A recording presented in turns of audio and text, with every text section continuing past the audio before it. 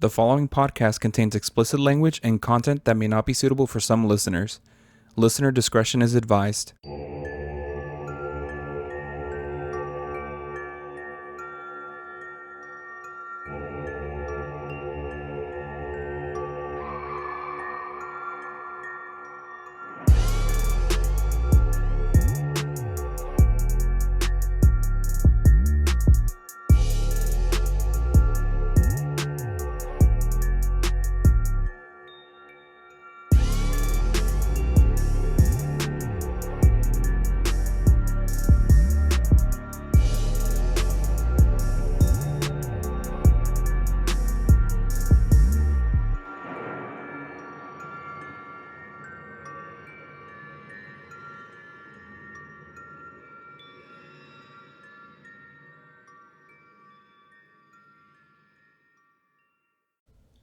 Varginha. I could have told you. Varginha. Varginha. That's not correct. Varginha. Her what? It's Varginha. The N. Varginha. It's the same shit. Hello, and welcome to the Get Spooky podcast, where two funny dudes share paranormal stuff, true crime, and other scary things from around the world. I'm Andrez, And I'm Kevin. and you would think that after all these years of doing this intro, I would know how to read it, or I would remember it instead of read it. But when I read it, I always want to say the married intro that we used to do. Two married guys. I feel like, I don't know. I was thinking too much about it, and I was like, why does that matter? We're just two guys. Yeah, I think we had to keep explaining that we were married to each other. To each other, yeah. And not to somebody else. That's crazy. Anyway, so what's been going on? I know you were just about to say that, huh? Yeah. Okay. What's been going on? To a lot of the US, it's really cold. Yeah. And I think, how are you acclimating actually? Because this is your second winter in Chicago. It is really cold. Absolutely cold. I think maybe I'm just used to it. I think because like yeah, it's cold, but it's like I just know like how to like taparme bien. How do I say that? I know how to cover up. You don't really leave the house either. That's true. You work from home. I'm the one that has to get up early in the morning and drive, Yep. go to work, go to escuela. Yep. I only have one class that I go to right now, but Tuesdays are a long day for me. I think one time when we went out, I think I wore like a t-shirt, a sweater, a jacket, hat, gloves, shorts, and pants, like sweatpants. So I was like layered up. Yeah, I mean, the cold here is different. Yeah. It's like -5, -10, -15 cold. And with the wind chill, yeah, it's pretty Yeah, bad. it's been pretty cold. Surprisingly, I think our friends in Oklahoma have gotten pretty bad with like snow and cold this year. When I've seen pictures, it looks like it snowed more over there than it did over here. Yep. And then a few of our primos and primas have been sending us messages from Texas, and they're super cold. They have snow and they have ice. Yeah. So we just hope you guys are staying safe and warm. Yep. We remember a few years ago when there was that huge ice. We were in Oklahoma when that huge ice storm happened, and it knocked out the power for like, what was it, like a week, 2 weeks? Yeah, it was in something like Texas? 2 weeks. Yeah. I think it There's was people- 2021, but yeah, it was pretty bad. There's people that unfortunately passed away because of the conditions. Yeah, I think for a lot of northern people, because our infrastructure is just so prepared for the type of cold, I think sometimes it's easy to kind of point and laugh and be like, oh, you know, those southerners don't know how to drive in snow. And it's like, yeah, but those have like real life implications, like real life consequences like that, like people passing away from like the grid failing. So it's like instead of like mocking people from the South, we should be, you know, pressuring legislators to build that infrastructure that will stand something like this. Because like everyone keeps mentioning that's like oh, once in a lifetime, you know, so out of the ordinary type of snowstorm, but it's like it kind of keeps happening every year. Yeah. At this point, it's like it's just another winter. So it's like the best way to prepare for that is to have the right infrastructure ready for Yeah, I the mean, snow. as we've seen, it's going to keep happening. Like the weather has changed permanently. I'm sorry, my cat is obsessed with me, and she loves rubbing up on me after I get home from work. She's being a cute little girl. To our just audio listeners, our cat has just been just rubbing up on us the entire time we've started recording. So Yeah. Also, she knows that she's the star of the show, so she's just giving everybody what they want on here on YouTube. I also wanted to mention before we get too far into it, remember, guys, we still have those links in the bio, the all my links. You can click on it. We've got a couple of resources that happen that kind of talk about what happens if ICE shows up at your place of employment, your house, while you're out on the street. There's a resource that's in English and in Spanish. There's also a couple of places that you can donate to that are services that help people that have been arrested by ICE or that have been detained. It gives them legal help. Maybe a little bit under that, we've got a couple of links that talk about freeing Palestine, Doctors Without Borders, and you can also donate there. Those links aren't going anywhere, and that's not going to change. if you guys have any other recommendations too, like any other resources that you guys think would be like a good addition to those links, you guys are welcome to message us. I know one of our listeners, Maria, has been very vocal about like resources. I think she shared a lot of them that I think at the time, because everything was kind of happening all at once, we were just kind of like, I don't know, kind of shell shocked about everything. So we will be adding a lot of those on there. With everything kind of changing, I know a lot of things sometimes may feel like redundant. Like you learn one thing and then they like change it. It's like moving the goalpost. But the best thing that we can do now is just at least just stay informed. So, Yeah. but yeah, I know that, you know, things are heavy now and it is sometimes hard to like, even for us, like sometimes it is hard like to get on camera and like or start recording this, but it's like everyone kind of keeps saying like, oh, joy is a form of resistance, and it's like it's kind of overplayed, but at the same time it's like we really don't have any other option. Like I don't want to just like be depressed, you know. Yeah. Sorry if that's a lot. I feel like some days are harder than others, and I have found that like it's not that I have like care fatigue, but it's like I'm so saddened and sick of seeing people keep getting hurt, arrested, children, people being shot, and it's like, at what point is it gonna stop? Like, when is this gonna stop? I think there's a creator that I've been watching that sometimes is very like her content, sometimes I'm like, oh, I needed this now. I needed this right now. Her name is Amanda Nelson. She's on all social media platforms basically, but she posted recently saying like, if we're gonna get through these 4 years, we're gonna have to like be, what's the word that she said? There are small victories. There will be small victories. And it's like we have to hold on to those small victories, even if it doesn't seem like as significant of a change. Like those small victories will get us through these 4 years.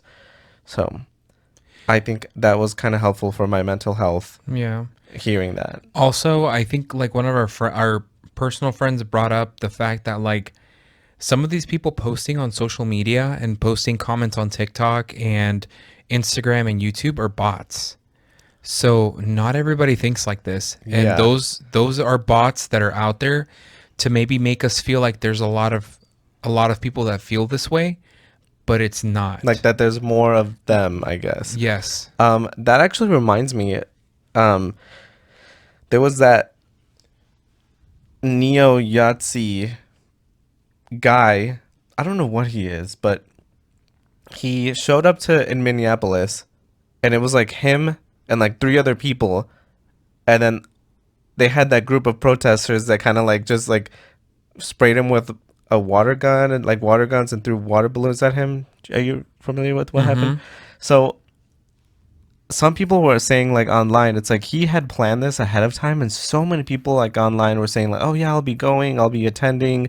There was accounts like sharing it, but only like 6 people showed up, and someone was saying, well, that's because bots can't show up. I was like, dude, that's so crazy. It's crazy Yeah. to think that some of these people are literally just like talking to robots. Like these are not real people. So I mean that kind of helps to think of it that way. Yeah. I I know this is like maybe not appropriate to bring up, but a theory that I always think about sometimes when like stuff like this is happening and I realize that it's a bunch of bots is the dead internet theory, where like nobody really on the internet is real and like there's only a few sites that we can access, because it talks about how like back in the 90s and early 2000s the internet felt totally different. The websites were totally different. And now it seems like we only access the same sites, the same social media. It's like we get the same videos and stuff like that. So it's talking about how the internet kind of died out a long time ago, and it's just the same repetitious stuff that we're getting shown. Yeah. So it's pretty interesting, but I feel like maybe it's not all true, but there's like some basis of it that could be true. It was also, I think that theory also says that like a lot of the accounts that are interacting online, they're not real people, they're just bots. And it's like of the real people that you actually are seeing online, I would say like at least half of them, and the other half are like content creators trying to sell you something. Yeah. So it just sucks being on the internet, especially right now. But it's like I'm clinging on to any little hope that I see, and that's literally what's keeping me through this. So Yeah.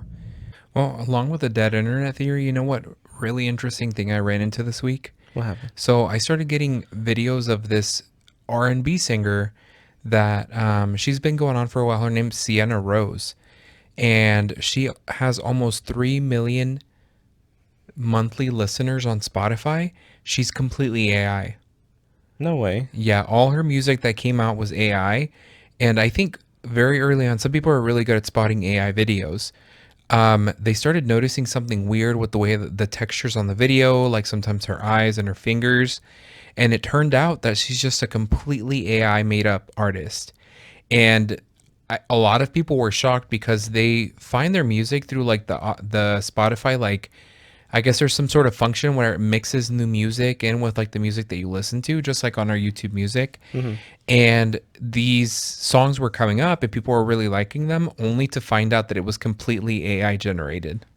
What the hell? Isn't that interesting? Like it's happening more and more. And so like people were bringing it up to Spotify and saying like, well, what's going on? Well, they're like, we have a kind of like a stop on certain AI generated media. Like if somebody is trying to like copy an artist or like make a song, make an unofficial song like with an artist's voice, you can't do that, right? That's like against the rules. But if you're completely creating a new singer from scratch and you're not trying to like copy another one, they kind of let you do it. They're like, well, they're not harming another artist's They're image. not taking someone else's voice or anything. Yes. So they're coming up with a completely new artist. So like a lot of people are kind of talking about it. And I think like maybe 20 years ago, if you asked me like if I thought this was going to be an issue in 2026, I would have told you that you were crazy because it didn't sound like it was real. I didn't. Yeah. I've never expected that AI to get so advanced. Like, so I feel like it happened quickly. Oh, Like yeah. maybe I they've been think- working on it for years now, but like I think overnight it started becoming such a huge thing. No, I think AI has kind of been a thing, especially in music.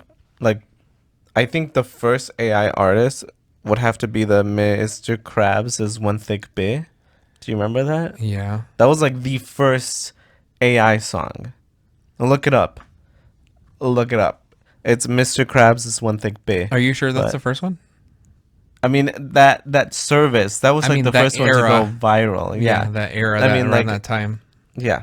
So I think it's just been trying to like improve over time, and it just sucks that like 20 years ago, yeah, someone would have been like, that's crazy. You could just make a new artist. What's wrong with the artist we already have? I kind of remember watching. Do you remember that Disney Channel original movie where he makes the singer up like in his computer and chooses how he wants her voice to sound like, and then he has projectors that project her. This is like real life now. Like it's actually Wait, happening. What movie? What is it called? Do you remember? I don't remember, but it's like a. I almost think it was like a pop band. Look it up because I want to know. It's called Pixel Perfect, and it came out in 2004. I've never heard of that. Yeah, so basically the film was about like a guy that designed like the perfect singer, and like he was basically saying like, oh, I want her to like be able to do these riffs and like the voice kind of to sound like this. So he basically like created the singer based off of other singers, and then put her look together, and then he had like projectors that he would project her. So like there's other girls in the band, and like he would do this, and the singer's name was Loretta.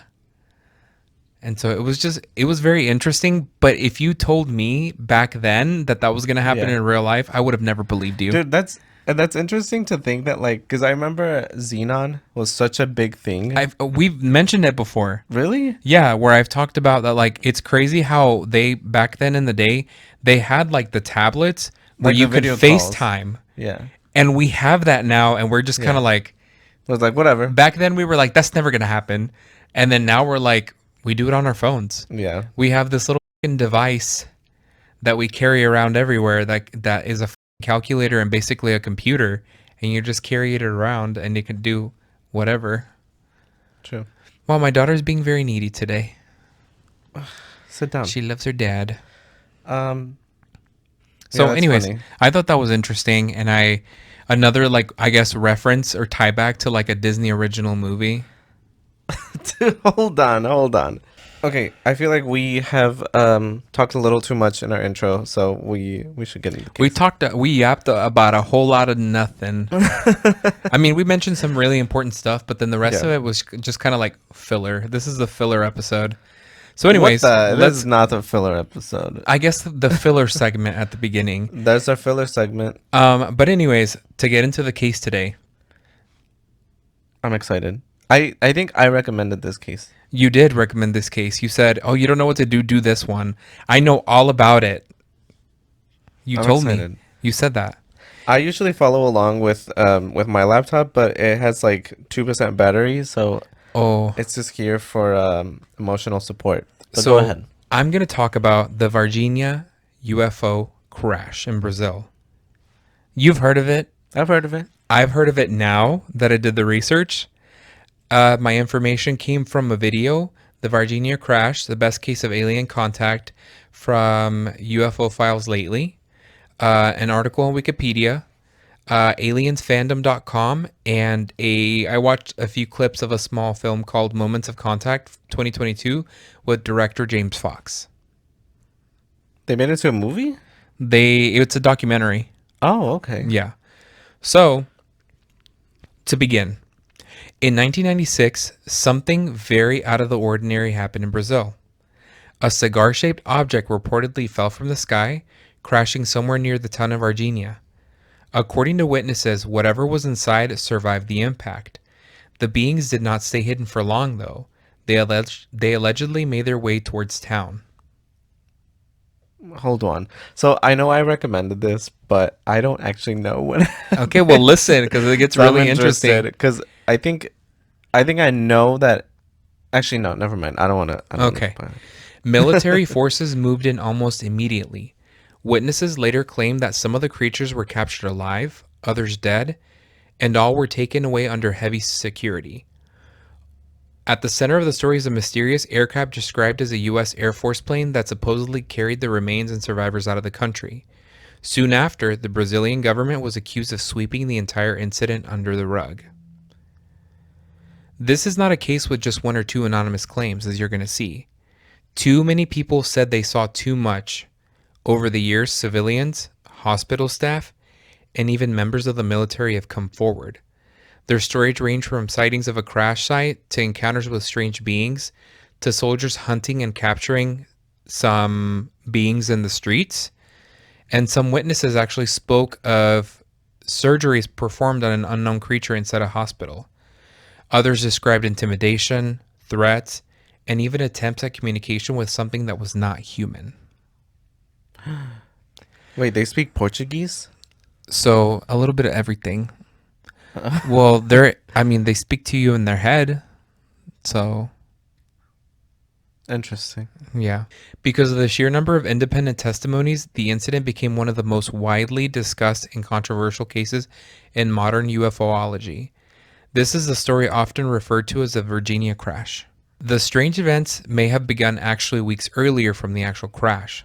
Sometime in January before the alleged crash, a local farmer reported seeing something unusual outside his home late at night.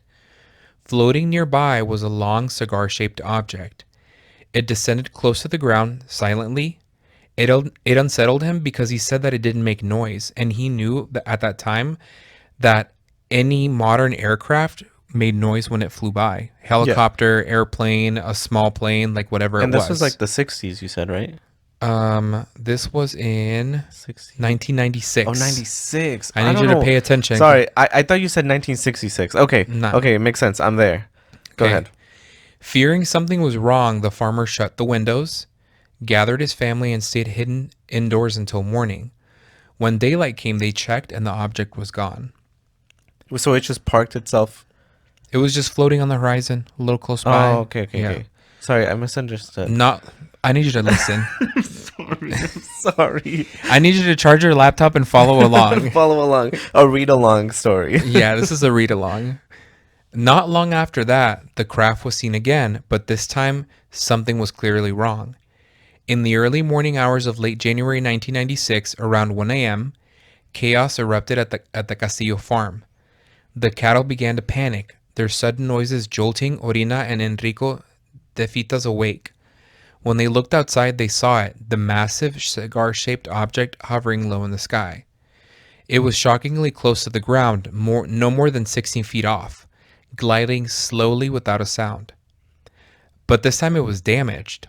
White smoke poured from a tear along its side as if the aircraft itself was wounded. The object drifted away, weak and struggling until it disappeared from view. Later, another witness would claim to have seen what happened next.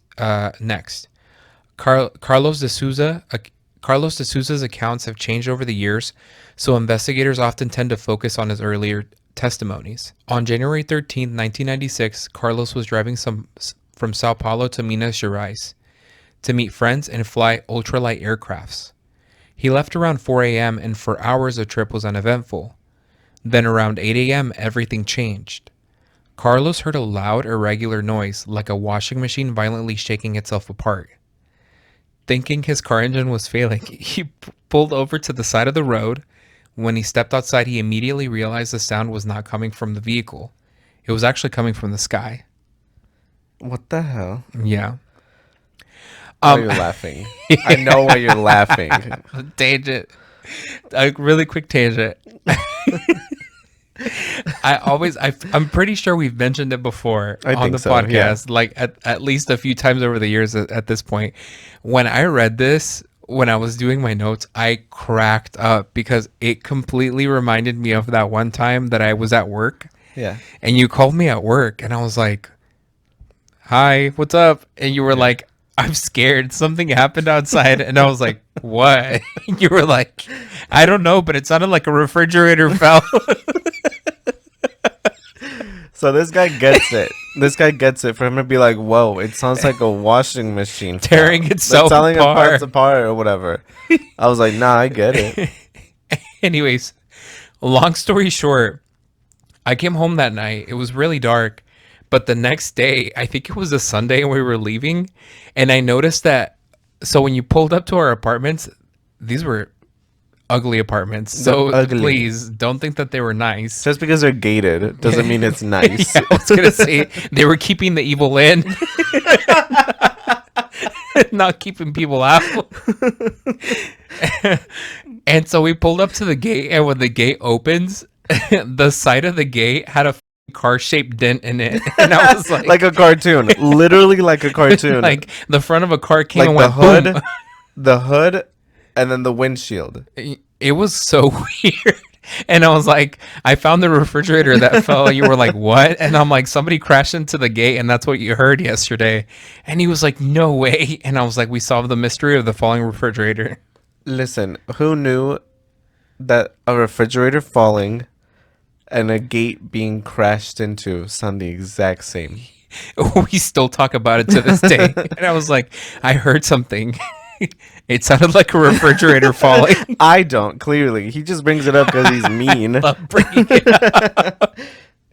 Okay. Okay, Let's anyway, get serious. back Let's to get this guy. serious. Back to the story. Back to the story. So Back to the story. he's over here driving and saying like, damn, Yeah. it sounds like a washing machine tearing itself apart. Whew, I gotta relax. That story always tickles me. Tickles me pink. Okay. Ahead of him was a cigar-shaped object others had described, except it was damaged. It lurched through the air, struggling to stay aloft and slowly losing altitude.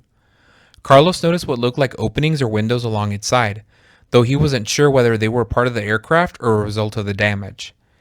At first, he believed he was witnessing an aircraft in distress, that an actual human being was inside that needed help. He was kind of like, this is probably an aircraft that like we're not supposed to know of, but there's somebody in it.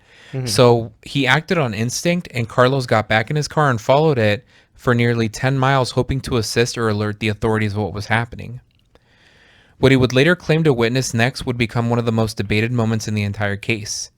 As the object continued its flight, its movement became increasingly unstable. It began swaying and jerking through the air, and the strange tumbling sound grew louder and more violent. Then suddenly the noise stopped. Whatever was keeping it airborne suddenly failed, and the craft dropped out of the sky, crashing just beyond Carlos's line of sight. Carlos immediately tried to locate it, and according to his earlier testimony, about 20 minutes later he reached what he believed was a crash site, but by that point a full-scale military recovery operation was already underway. Trucks and personnel were everywhere. The moment Carlos stepped out of his car, he was hit with a powerful and overwhelming smell. He described it as a sharp and chemical-like ammonia. In front of him, though, lay a wreckage. Part of the cigar-shaped craft had broken apart and was scattered across the ground. The rest of it, he believed, remained mostly intact but hidden from view behind a nearby hill. So it was kind of like the hill was there, part of the aircraft was here, and he assumed that the other half of it was on the other side because of how long the aircraft was when he was watching it fly. Yeah. Okay.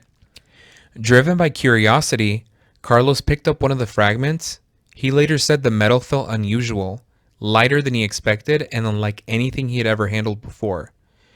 But he didn't have much time to examine it because the soldiers quickly approached him and became aggressive. They ordered him to leave the area immediately. When later interviews, including his appearance in Moment of Contact, the 2022 documentary, Carlos claimed he had arrived before the military convoy and that about 15 minutes later, vehicles came rushing in from the same direction he traveled. He also stated that during the confrontation, a soldier pointed a gun directly at his face.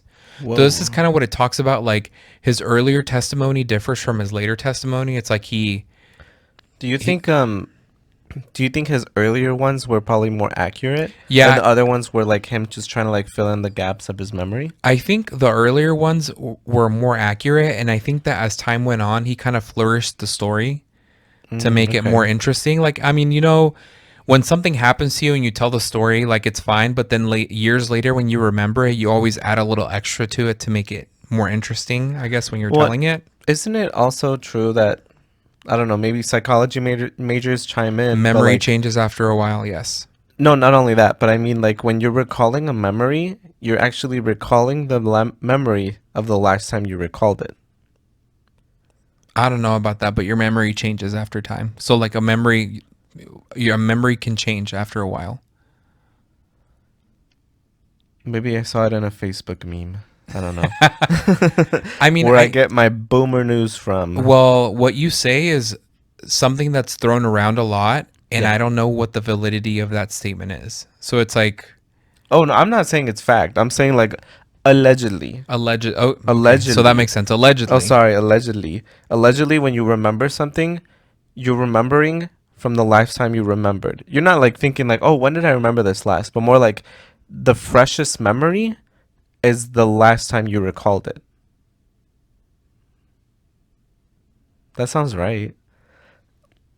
I'm not saying it's true. But that's what Okay. I'm saying. Like, I'm saying, like, he probably, like, what you said makes sense. That Yeah. he probably, like, added in a little more stuff to maybe flare it up a little bit. Because it's more like, it doesn't sound exciting when he says, like, oh, I found a piece of metal and I picked it up and it was very light. And then they told me to leave and I left. Yeah. Whereas, like, now they're like, oh, they pointed, a Well, gun at me. he's Latino. Like, there's us Latinos and Hispanics. We like to like flourish it a little bit, like a little chisme. He's like, Y me gritó. Y you're yo not le gonna dije, believe. chinga tu madre, güey. And like, you never said that. Like, you're literally, we're like, okay, bye. But in Portuguese. Yeah, but in Portuguese, obviously. So, anyways, shaken, he left the area and stopped at a nearby gas station to get food and coffee, trying to process what had just happened. This was when he noticed he was being followed. A dark colored Chevrolet Impala pulled in behind him. It didn't have any license plates, and two tall men stepped out, both wearing black suits and military style haircuts. When they spoke to Carlos, it was clear they knew more than just his name.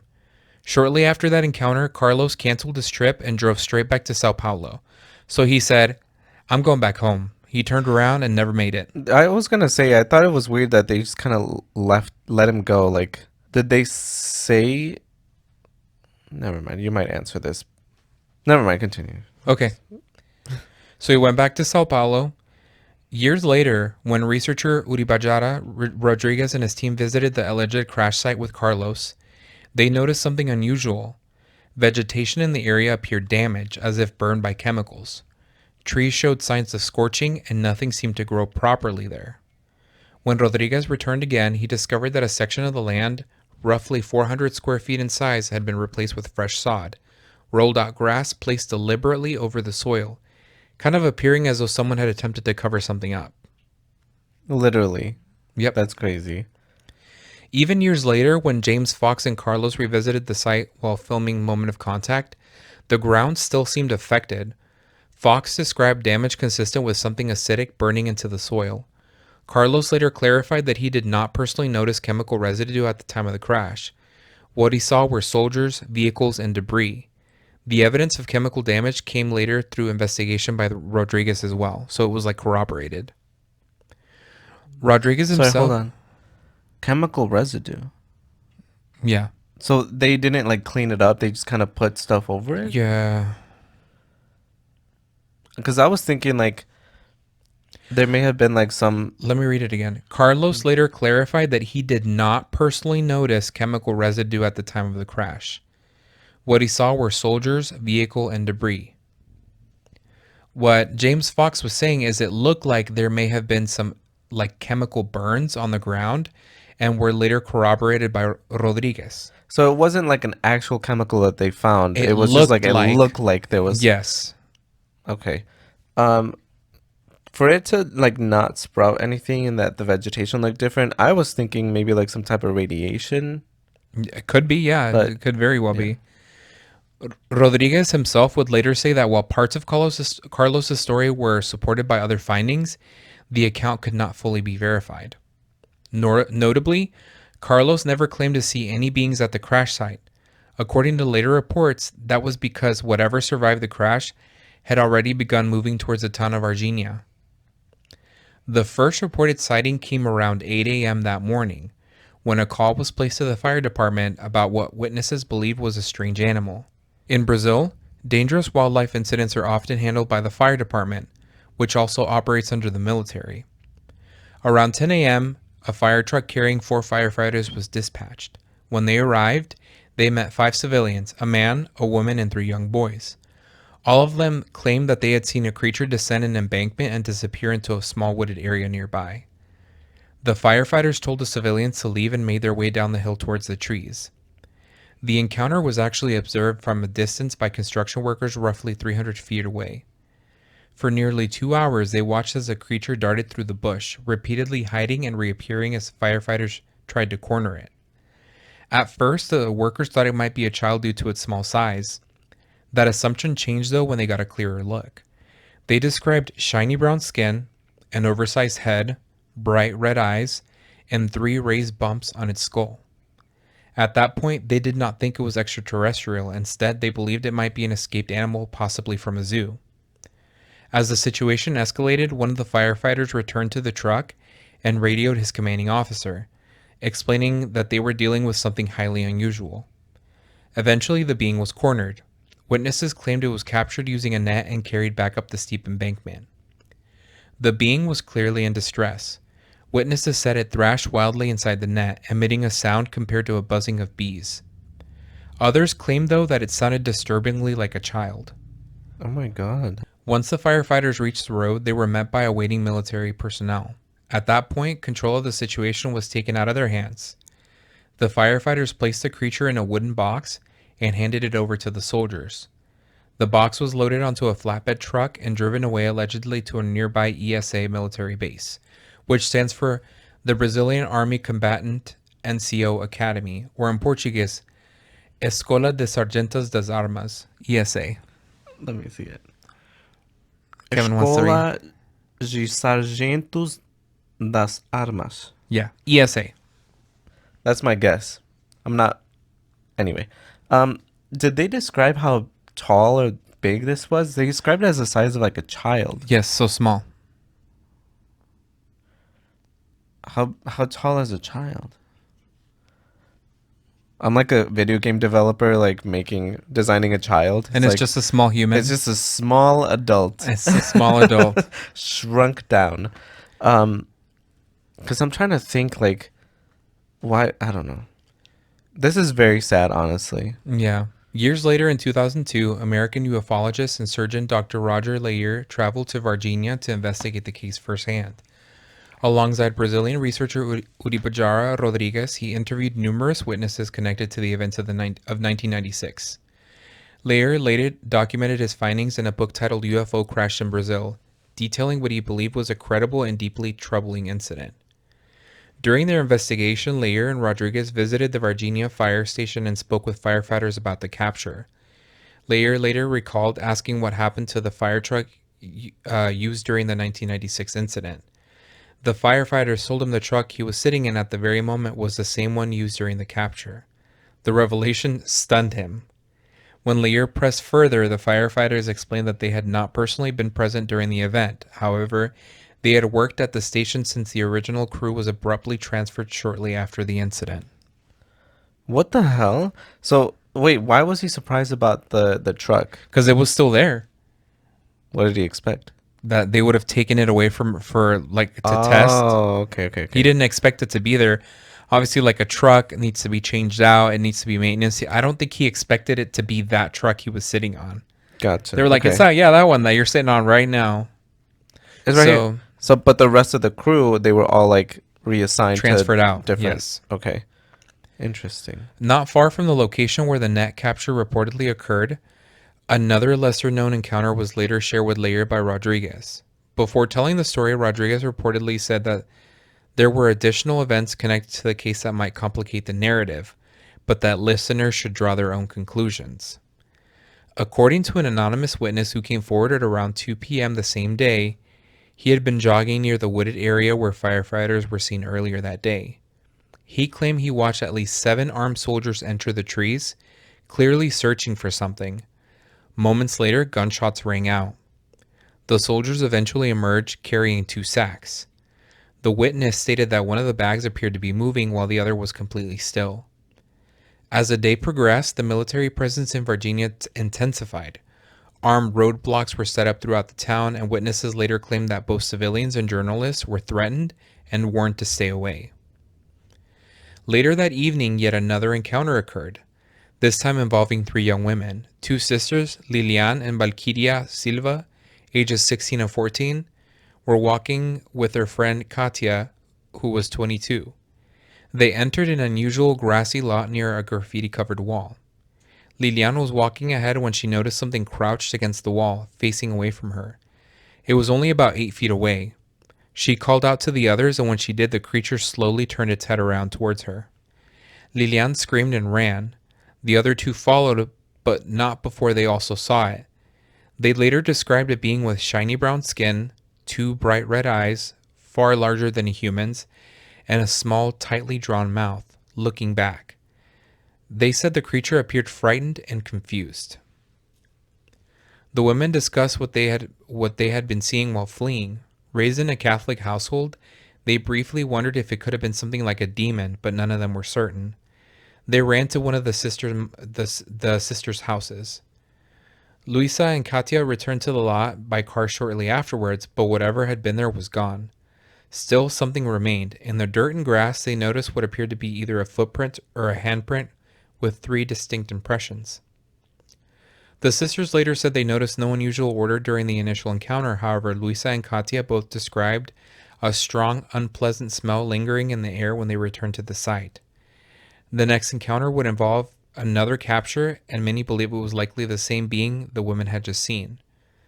Around 6 p.m., a brief but intense hailstorm swept through the area. So, crazy. The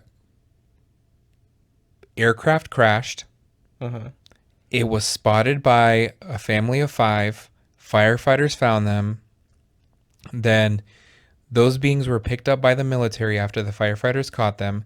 Later that day, somebody that was jogging saw more. At the same time, there's roadblocks. There's military personnel telling people to get away and stay home. And this man that's jogging sees like an alien, or hears an alien get shot and then get carried off. Then these 3 young women see an alien, and then there's a hailstorm at 6 p.m. What the heck? Like, what wasn't happening in this town on this day? There's a lot going on. Yes. And is this a big city? Varginha? I didn't look it up. Oh. So, I'm sure you could if your laptop was charged. That's okay. It's 152.76 square miles. Okay. It has a population of over 136,000 residents. So it's not like a small town, but it's like a pretty sizable... Municipality, I would say. What's between a town and a city? A municipality. Really? I thought a municipality was like a county. Yeah, I guess like the county, the area of Virginia. By 10 p.m., a military police vehicle was driving just a few blocks from the location of the earlier sightings. Inside were Officer Eric Lopez and Private Marco Elixerez, a 23-year-old P2 intelligence soldier in Brazil's military police. P2 officers are tasked with intelligence and internal security operations, and that night they were allegedly ordered to investigate anything out of the ordinary. That is, until they had their own encounter. A small humanoid figure crossed the street directly in front of the vehicles. The officer stopped abruptly. Sherez exited the car and reportedly captured the being with his bare hands. Witnesses later speculate he may have been injured during the struggle. The creature was briefly taken to a small local clinic, described by Layer as closer to a first aid station than an actual full hospital. Soon after, it was transported under military escort to Hospital Regional. Years later, an anonymous radiologist from the hospital came forward in James Fox's moment of contact. He claimed he was ordered to perform x-rays on a sealed black body bag, under strict military supervision. What exactly was inside the bag remains one of the most disturbing unanswered questions of the Varginha case. The military personnel stood in silence. They did not speak to the radiologist, and they did not speak to one another. When the x-rays were finished, the images were taken immediately, before anyone could examine them. The radiologist was warned not to say a word about what he had seen. The body bag was removed shortly after, but something lingered, a strong smell. An overwhelming chemical odor filled the room, described once again as ammonia. And it's here that one of the rarest and most disturbing testimonies in the entire case emerges, one that I thought was super interesting. What? Yes. So it just gets worse. Worse? What do you mean worse? A man would later claim Oh, sorry. that he performed surgery on one of these beings at Hospital Regional. Not only that, but he said he attempted to communicate with it. This witness was interviewed by Dr. Roger Layer during his investigation, alongside Brazilian researcher Uribahara Rodriguez. The interview itself was never recorded. Rodriguez arranged the meeting between Layer and a surgeon from the hospital, but only under strict conditions. The surgeon agreed to speak only if there were no recording devices and only if his account was published outside of Brazil. He was terrified. For him, this interview was not an investigation, it was a release. He had not spoken about what happened in 6 years. He said he had been threatened with the loss of his job, his medical license, and worse. To protect his identity, Dr. Lear initially described the testimony as coming from multiple physicians. Later in an interview, though, with Art Bell, Lear admitted that this was done intentionally. There was actually only one witness. The details were multiplied to preserve his anonymity. The witness was an orthopedic surgeon. At first, the surgeon claimed he only knew what had happened through secondhand accounts, but as the conversation continued, Dr. Lear realized that that was not true. This man was not repeating rumors, he was describing his own experience. According to the surgeon, the hospital was unusually quiet that night. Only about half the beds were occupied and there were no emergency cases coming in. That changed when the surgical staff noticed military vehicles arriving behind the hospital. Soon after, armed personnel began restricting access. People were no longer allowed to move freely through the buildings. Guards were posted, especially near the surgical wing. The atmosphere shifted quickly. The staff assumed there had been a serious accident at a nearby military base. What disturbed them the most was the warning that followed. From the very beginning, they were told not to discuss what they were about to see with anyone. Not then, not later. The surgeon was informed only that he would be repairing a fractured leg. No medical records were provided, no background information. 2 armed guards stood outside the operating doors as he was escorted in. He assumed that the patient was already on the table. When he entered the room, everything was quiet. Military personnel spoke only in hushed tones, if at all. The surgeon was given one instruction: fix the injury. Ask no questions. Do your job. Which seems like 3 instructions, but I assume that it's fix the injury, and then later they said, don't ask any questions, just do your job. So as he approached the table, he saw the patient's face. He later said that that moment left him in shock. It was not a human face, not anything he had seen before. The eyes were large and red, fixed upward towards the ceiling, unblinking. The doors were closed behind him. He was told not to leave until the medical issue was resolved. X-rays were already displayed on the view box. The injury was a compound fracture of the upper thigh. The bone had broken through the skin, yet the bleeding had already begun to clot. Under microscope examination, the blood appeared similar to a human's, except it was dark red, but there was also something a little more unusual. The platelet count was extremely high. The blood coagulated almost immediately once it was exposed to air. When Dr. Lear asked if the bone itself resembled human bone, the surgeon said it mostly did, but it was slightly pink in colored and contained what are called medically as lacunae. These are actually small holes or channels within the bone. He compared it to an osteoporotic bone in humans, where the calcium loss creates a porous structure. According to the surgeon, the being was conscious. It moved its head slightly and continued staring upwards. Attempts were made to communicate verbally, but there was no response. The medical team could not determine whether it was experiencing pain or not. When they examined the fracture site, it did not recoil or react in any way.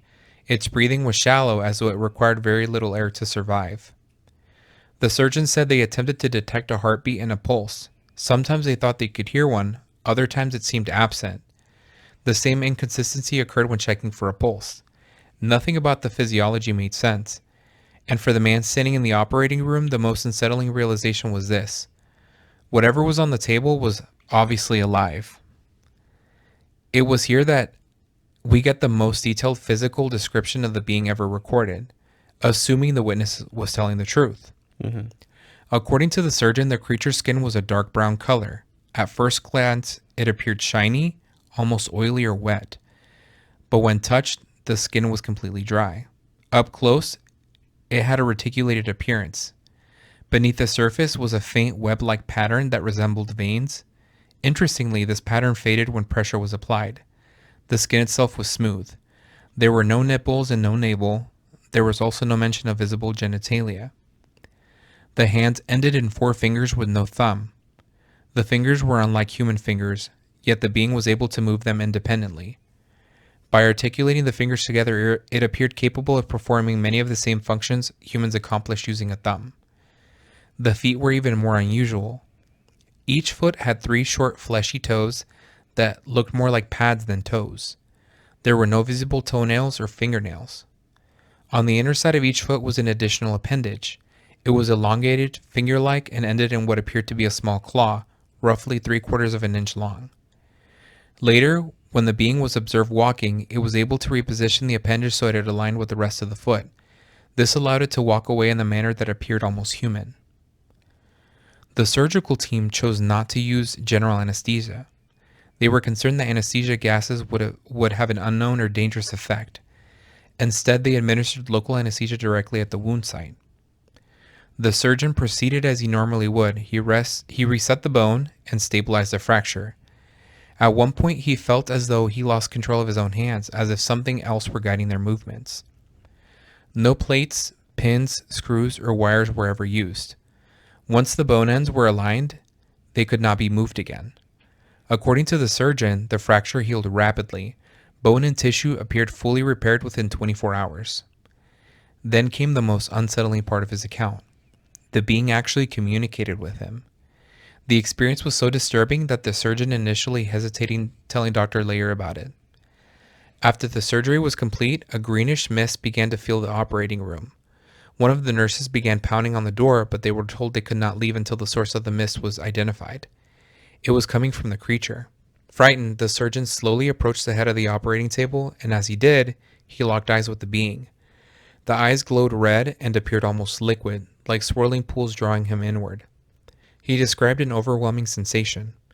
Massive blocks of information seemed to flood his mind all at once, repeatedly, as if struck again and again and again. He became dizzy and nauseated. In the weeks that followed, he suffered persistent headaches. He believed that his mind had absorbed enormous amounts of information, but he said he could only consciously retain 2 messages. The first was that the being felt sorry for human beings. According to the surgeon, the creature conveyed that all humans possess the same potential and abilities as its own species. What humans view as extraordinary or magical were to them natural abilities that humans simply did not have access to. The second message was more philosophical, that beings conveyed that humans do not realize they are spiritual beings inhabiting temporary physical forms. According to the message, humanity had become disconnected from its spiritual nature. Within 24 hours, the being was fully healed. Shortly afterwards, it was taken by the military. At the conclusion of the interview, Dr. Layer later described the surgeon sitting silently with his head lowered, his hands trembling uncontrollably, tears streaming down his face. What do you think so far? It's interesting that this poor little creature, I felt so bad for it, honestly. But then, like, after they heal him, he's like, whatever, I don't even care. Like, I actually feel sorry for you guys. Like, I don't even care. It's like, girl, what? He watched that. Basically watched a botched surgery. He was like, let me do that shit. And then he was fucking moving his hands. Yeah, let me do it for you. Don't He's worry like, about it. Damn, can't even do anything right. But that's interesting because, like, I don't know, the way that, like, it was described, like, physiologically, it was interesting. Like, I don't know. It's like a lot of detail, right? It's way too detailed to just make up. Yes. So And it matches exact same thing that everyone else had said that witnessed it. Brown skin, red eyes, 3 toes. Yep. Did it describe that if he was wearing, like, clothes? No clothes. Dude, imagine being a little alien and just you're naked. That's so scary. They don't even wear, like, a little spacesuit or anything. No. This was not the only surgery reported, though. Okay. In 2023, another witness came forward to James Fox. Dr. Italo Venturelli, a neurosurgeon at Hospital Regional, said he was motivated to speak after surviving a heart attack. He supported the claim that a non-human being had undergone surgery at the hospital, though he described a separate procedure. According to Venturelli, a now deceased colleague, fellow neurosurgeon Marco Venioves, had performed surgery on the being. The procedure is believed to have involved a cranial structure, possibly a valve. This being was described differently. Its skin was pale and its eyes were a reddish or lilac color. Venturelli claimed that the being communicated with him telepathically, conveying that it was okay. The encounter lasted... It's okay, I'm okay. That's Yeah. what I said. The encounter lasted only 3 to 4 minutes before military personnel entered and removed the being. Venturelli said he was threatened afterwards. Following these alleged surgeries, the being was reportedly transferred to Hospital Humanitas. Witnesses claimed it was kept in a quarantine area under heavy military guard. Doctors were seen coming in and out, while only a small number of nurses were permitted access. According to those accounts, the creature died within a day under unknown circumstances. It is here that another figure enters the story, an anonymous military witness, only known as Military X. He would later come forward to James Fox after months of negotiation. And with that testimony, the Varginha case would grow even more interesting and dark.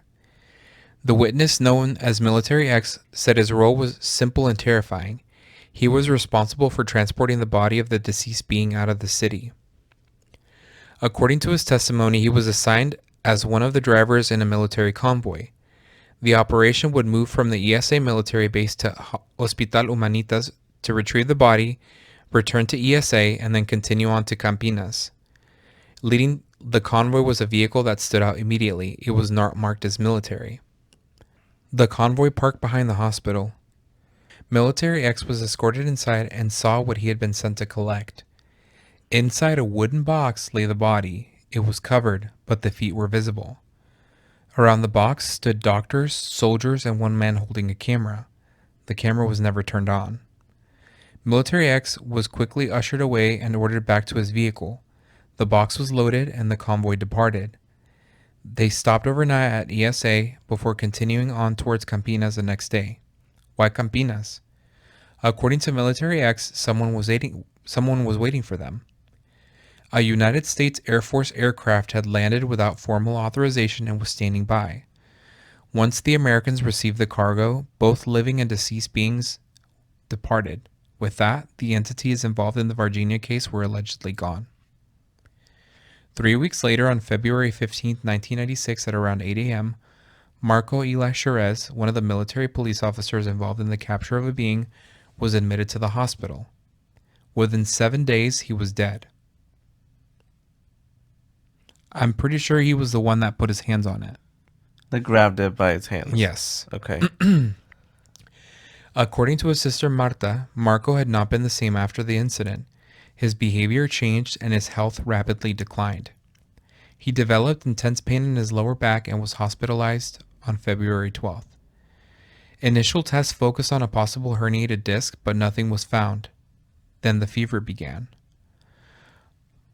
Dr. Cesario Lincoln Furtado, who was later interviewed by Uribajara Rodriguez for Dr. Layer's book, provided additional medical details. Blood tests revealed a severe immune response. Marco's white blood cell count was extremely elevated, with immature cells showing toxic granulations. This indicated a serious infection capable of causing systemic poisoning. In simple terms, Marco's immune system was in overdrive. His body was producing white blood cells so rapidly that they were being released before fully maturing. This often occurs in extreme infections. His condition appeared to be progressing towards sepsis. Whatever pathogen was involved, it resisted treatment.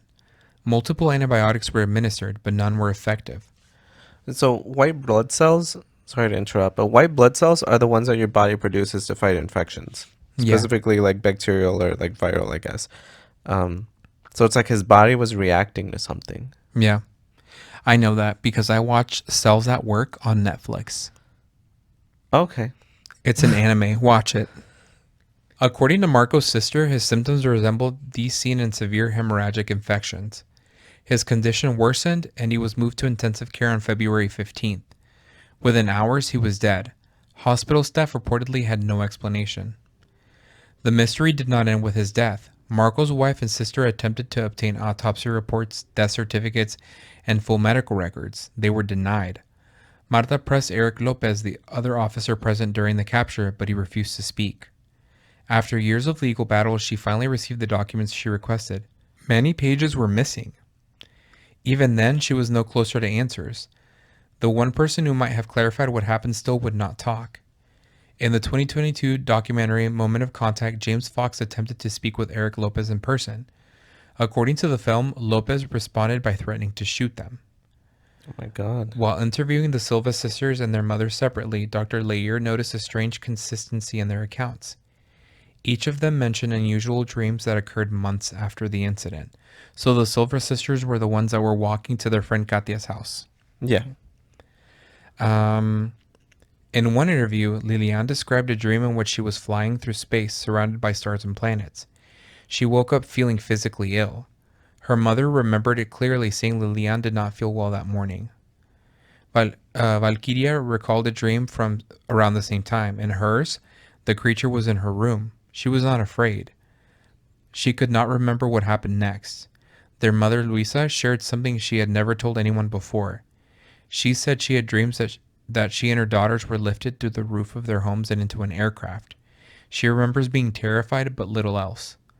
Dr. Layer did not draw conclusions. He only noted that the similarity and timing of the dreams. What happened to this family next would be nearly as frightening as their first encounter, but this time it would not involve anything non-human. It would involve men in dark suits. So sometime between 9 and 10 that evening, Luisa heard a knock at her door. When she opened it, she was met by unfamiliar men. They offered her money in what appeared to be a foreign currency like US dollars. There was a condition. Her daughters would have to publicly state that their encounter had been a lie. To Luisa, the offer was deeply offensive. She had stood by her daughters from the very beginning and had no intention of betraying them. She told the men she would call the police if they did not leave. After that, they disappeared into the night. On May 8th, the Brazilian military held a formal press conference to address the growing allegations. General Lima of the ESA military base spoke to the public and, as many expected, denied every aspect of the story. According to the official statement, no crash had occurred, no beings had been captured, and no cover-up had taken place. Despite the denial, the case refused to fade. Rumors continued to circulate along the events of January 20th, and news reports kept surfacing. In April, a woman claimed she saw a strange figure at a zoo late at night. She said it stared at her from a distance, its eyes glowing in the darkness. According to her account, it wore what looked like a golden helmet. About 3 weeks later, eerily similar to what had happened with Marco Cherez, animals in the area reportedly began dying from unexplained illnesses. In May, another sighting was reported by a student who claimed to have seen an unusual being while driving along a rural road.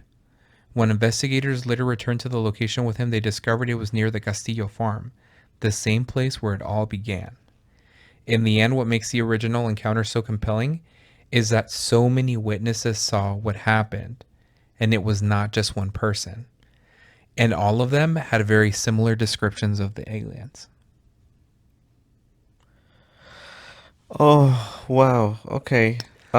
So that was the Virginia case. It was a mess. Varginha. Varginha.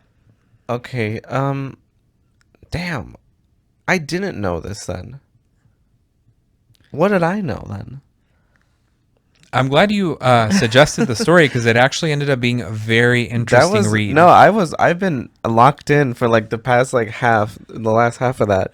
Because honestly, I kept like thinking like, okay, this is gonna be like at the end, it's gonna like dwindle down. Now it's just gonna be theories, but you're like, and then this happened to this person. I'm like, I would not have guessed that.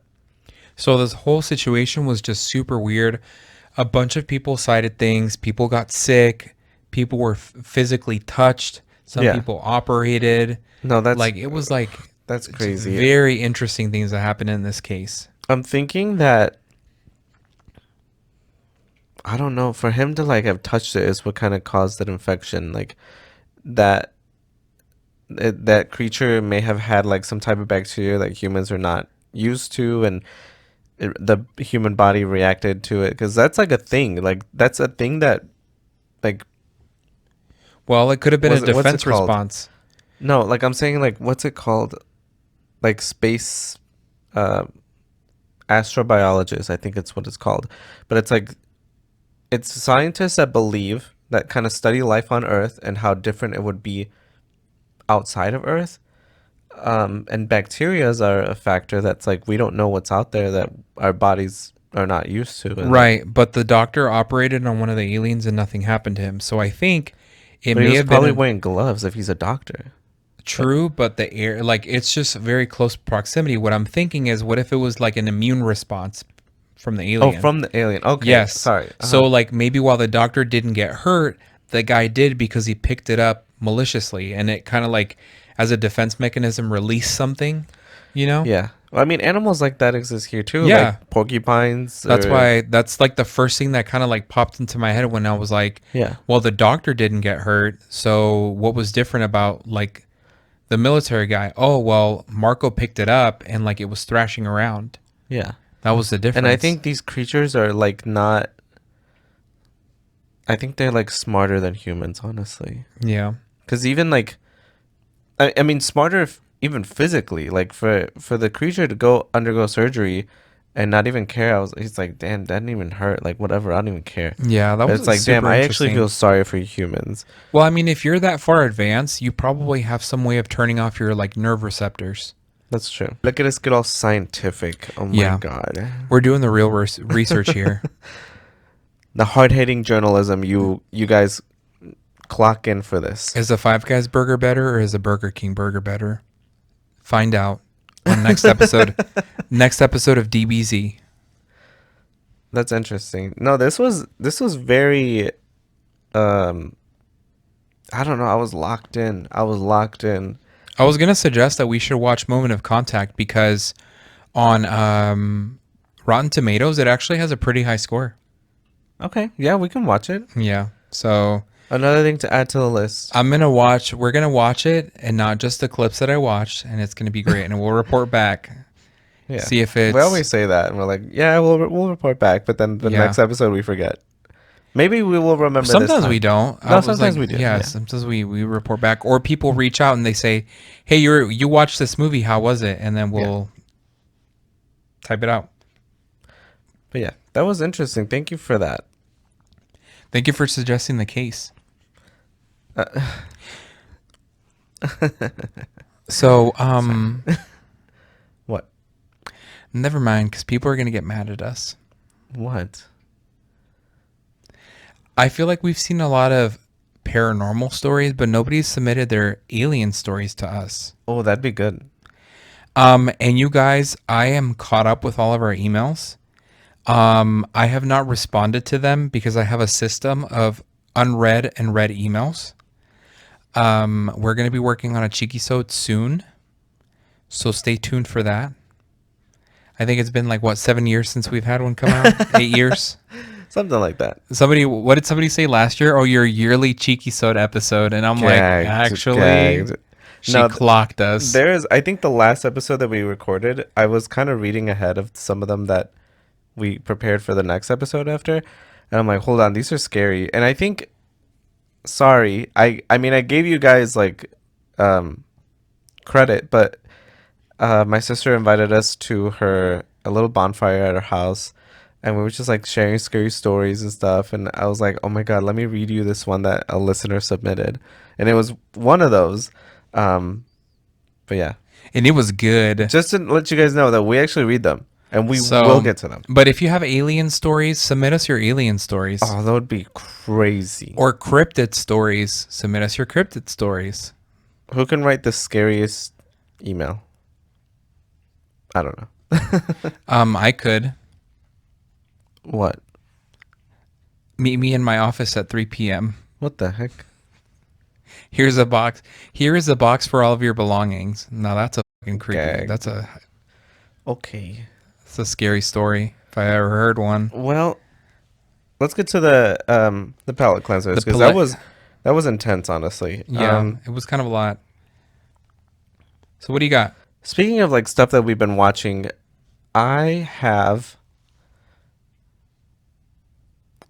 trouble like finding good stuff to watch, I guess, because I feel like there's so many options, and I think a lot of people are like, we get it. I remember like when we lived in Oklahoma, we would honestly spend almost like an hour just going through the stuff that we could watch or that we like. So what should we watch? But we would never agree on anything, and we would spend just like an hour choosing something, and eventually after an hour, it's like, okay, just choose whatever. But it's like I've gotten to that point again. I've started the show. I think it's called Extraordinary Attorney Woo, and it's a Korean show, so it's a K-drama. It's called Isanhan Byanghosa Uyanggu. I knew he in was going to Korean. he's going to pronounce it in Korean for you guys to flex. Anyways, keep going. But yeah, I recommend it. It is about an attorney in Korea, and she is on the autism spectrum. But it's very interesting. It's a very interesting. The clips that I've seen in between me doing my homework have been interesting. No, I recommend it. I recommend Oh, also, let me just jump in here really quickly. Mhm. 8-week classes suck. it. Yeah, we know. How come nobody told me? I had to do that. I think I took two at the same time because at the time it was like right after like lockdown in 2020. But yeah, I think at the time that's the only thing that they were offering, just like the fast track or whatever. I know each school calls them something different, but some they're called like fast tracks, so they're like only 8 weeks long. But I yeah, think they're they were hard. called fast track at OCCC, but where I go, they don't call it fast track. They call it like a expedited course or something like that. It's the same stuff. Same thing. Everybody just has different vocabulary words for it. Yeah. I think you're doing okay though. And I think we've talked about this before, but like you said that you feel like as an adult it's like a new perspective on school. Mm-hmm. Do you feel like oh sorry, go ahead. I guess I was just going to say, I guess I'm afraid of actually running into a subject that I don't understand. Mhm. It's like I have this fear of like remembering in high school when I didn't understand things and I had to get like, I had to ask for help or tutoring. And since it's an 8-week online course, I'm afraid that I'm going to run into something that I don't understand. But the difference is that nowadays, if you have a problem, you can usually YouTube it and somebody goes step by step and teaches you how to solve a problem or re-explain something that you don't understand. Like I'm taking economics and I was having an issue like understanding one of the concepts. I looked up a YouTube video and they explained it way better than the textbook did. Yeah. And I missed one question on the quiz. And I guess like I keep taking some of like our what the technology we have now for granted and Yeah. keep thinking in like my mindset of like 15 years ago when I went to school when stuff like this wasn't available. You're still using 2006 knowledge. 2000 2006 technology habits. 2006, 2011 is when I went to college. Oh, sorry. 2010. I'm not that old. Sorry. But you know what I mean? Like you're using the technology habits from before Yeah. as of like now. I think I kind of did something similar, like going through college, where because I did take it, I finished a few years ago, but it's like anything that I didn't fully understand, I think I would always look up a YouTube video about it. Mm-hmm. And I think that's just my default, really. With any issue, just go to YouTube. Someone will not have the answer because I hate for someone to give me the answer. I would rather someone teach me on how to get to the answer. That way I can easily replicate it like in a test or something. Yeah. But there's a lot of resources out there that I feel like we didn't have in college the first time around. Yeah. So I guess I remember like them having the math lab and the language lab and stuff when I went to school in Oklahoma, and they have that here too. But now that I'm working full time, by the time I get off of work, those things are already closed. yeah. And also, there's kind of like some level of like, I don't know about me, but it's like I felt like I was a burden when I asked for help because of the way that I was raised and the things that I experienced growing up, which is a lot. Like, I think it's hard for a lot of us because we were kind of raised with that like mentality that if you ask for help, you're being a burden. Yeah. So it's I like see it that. kind of had that level of like I can't use the language lab. I can't be in there because I'm going to be a burden, or it's kind of embarrassing that I don't get it. And I'm an old man and I'm in there, or like I've graduated high school and I'm asking for help and blah blah blah. But like that should never stop you because you're only holding yourself back. Exactly. Yep. No, that's true. I think for me, a lot of college and even high school could have been a lot smoother had I broken out of that mentality. Yeah. And I feel like I forced myself to figure it out, stuff out by myself. Yeah. And I think sometimes I still fall back into those patterns. But for the most part, like I know that like it would have definitely been smoother. Like I know in my English classes, absolutely. Yeah. Absolutely. Like, I remember when we would have to present, for example, like we would have to write a paper and then present like an argument or whatever. Um, I know that people would be like, "Oh, I went to the language lab and they helped me." And those presentations to me always seemed like they were better than the ones that you could tell that kind of just they're like, "I'm gonna wing it." Yeah. So, Lack of but it's preparation. kind of like that, like the whole like, "Oh, I don't want to bother them," or it's like, "Oh, I can just figure it out myself," or it's like you're doing yourself a disservice if the option and the service is there. Yeah. So Take advantage of it. You're already paying for it. that's another thing. That's another thing too. It's like you're paying for it. I Gotta get think all the I was gonna benefits out of say it. it's like how embarrassing that I spent money out of my own pocket to pay for a college class and then I don't pass. Yeah, that's true. Come on. I mean, I say that and I don't want to be terrible because I know that there are some people that do have like that have family issues or they have learning issues and stuff like that. And so I don't want to like come off like I'm generalizing, but like for me, if I didn't Yeah. pass this class and I don't have those things going on, it would be kind of embarrassing for me. I guess what we're trying to say is it's okay to ask for help. That's how I'm interpreting this conversation. Yes. Like it's End okay of the to ask day. for help. Yeah. So, anyways, that was my palate cleanser, I guess, talking And I about think school again. it kind of sucks like with it being an 8-week class. I thought you were going to share like if any concept that you don't get, you feel like you're going to be like falling behind. Yeah. So, I almost feel like, you know, that meme of that car turning like off the highway and then they put that girl that's like, she's like faded into the background and she's like, because the car's going really fast. no. But you can picture it, right? Okay, I'm picturing it. Yeah. That's how I feel right now. I feel like everything's going so fast and I'm screaming, but not out loud, quietly on the inside. Okay. Yeah. If you could please put that picture up right here when you edit it. Why are you making me do stuff? To our audio listeners, he's being mean again. What the heck? Yeah. Oh, and what happened? Nobody sent their podcast pets in. There's no podcast pets, which is That's like the okay, first time in guys. forever that there's not any. That's okay. All of the people that have listened to us have sent us their pets. That's it. That was everyone. That's everybody. No, it's okay. Oh, and if I missed your pet, okay. So supposedly I'm caught up, right? Yeah. So if you're listening to this episode and you're like, Primo, I sent you my pets and you never talked about them, please send them to us again because that means I missed your message. There's a ton of messages that, well, it's harder to keep track of them in the Instagram. I'm not saying don't send us messages to the Instagram, but it's harder to keep track of you guys. When me and Kevin are going through them, he reminds me, he's like, "There's podcast pets in the Instagram message, the DMs. Can you go through?" And sometimes when the messages are already open, it's harder for me to go find them again. So, anyways, Yeah. There's a lot that we missed out on. Sorry, not kind of going back to the palate cleansers. There's a lot that we missed out on, and I think before we talked about like the crazy popcorn buckets that some movies are releasing.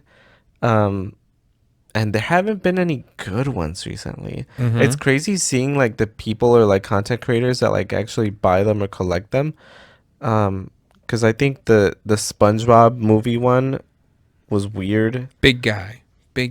You can't sing that. It's trademarked. The Tron movie, Tron Ares, that one was just a guy on a motorcycle. And they're not cheap. Like those things are not cheap. So I'm like, I don't know why people would spend money on those. I guess. I mean, if you really like the movie, I get it.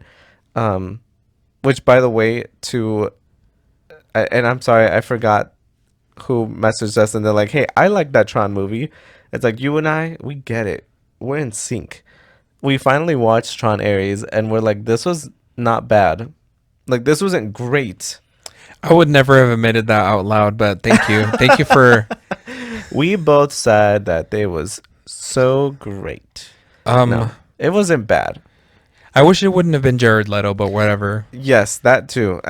Any other actor, I would have gotten up and clapped and cheered. But because it was him, I'm like, this wasn't bad. If I mispronounce anything during this episode, don't tell me. I don't care. We don't speak Portuguese, Yeah. but if you do, I don't mind hearing it. You can send it to Kevin. I can actually send do it to care. I'm me. just kidding. I just know that. So what I did was looked up a bunch of stuff on how to pronounce it before, and then by the time we're recording, I didn't remember. Or I couldn't get the sound right.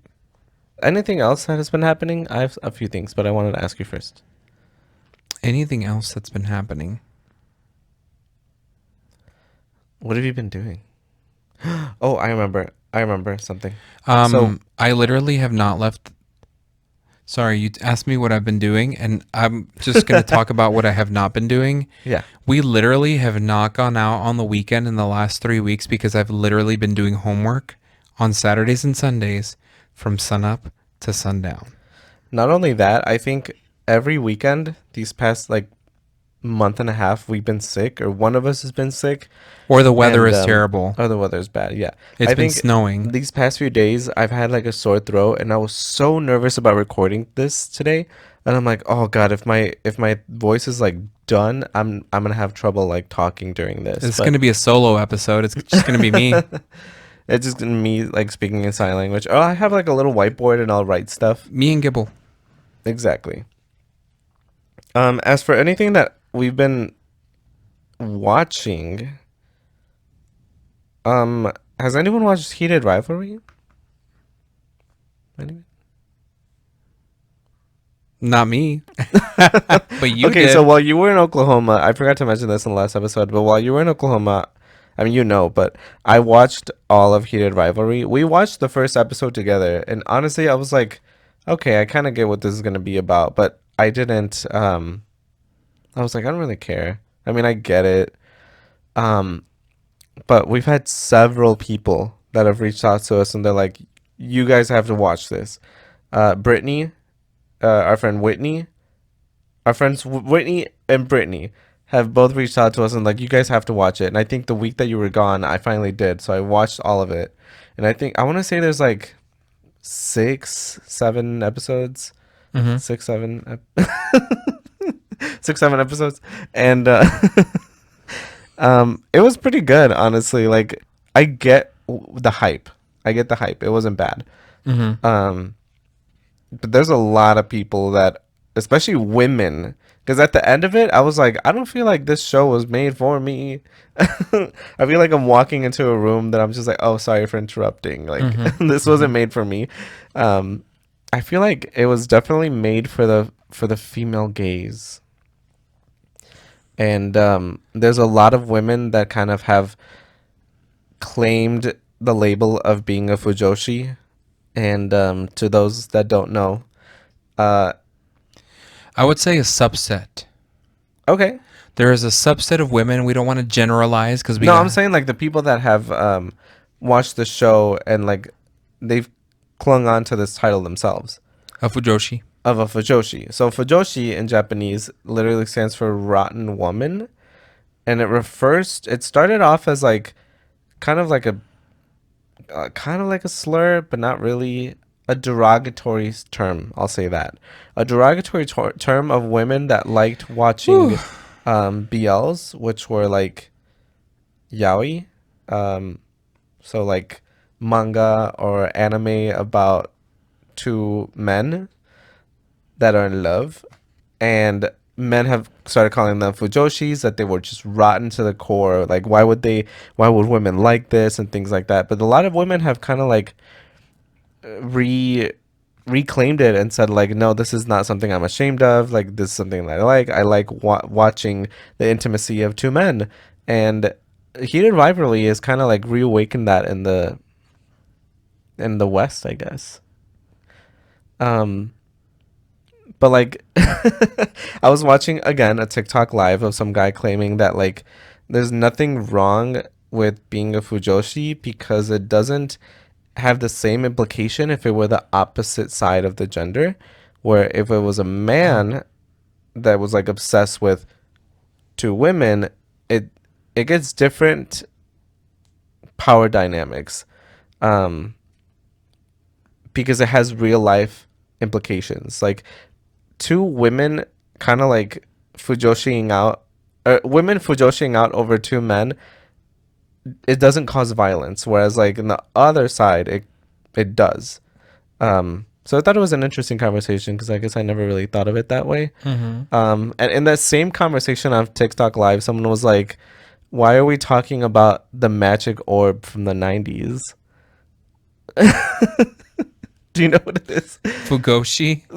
No, I think it was called like fushigi. Fushigi. It's called fushigi. It was like fugoshi. Fulgore. But it was a ball in the 90s that like people would put on their body and like run it on their body and it would not fall off. It was supposed to be like a magic ball. Anyway, that's been I was gonna say this is getting way too long at this point. I'm just rambling at this point. Okay, well, thanks for listening. Next episode is going to be in Valentine's Day, or Yeah. around Valentine's Day. Please follow us on Instagram, TikTok, and YouTube at Get Spooky Podcast. Also, email us any story suggestions or your own scary stories at getspookypodcast@gmail.com. Only accepting alien stories from now to from now to the end of the month. So when this episode comes out is the end of the month, so you can just send us whatever stories you want after that, I guess. Special thanks to Taylor Turner for the artwork, Kyle Fields for the intro music, and Leonardo for the logo redesign. Don't forget to tell someone you love how much they mean to you. And resist. Bye. Bye.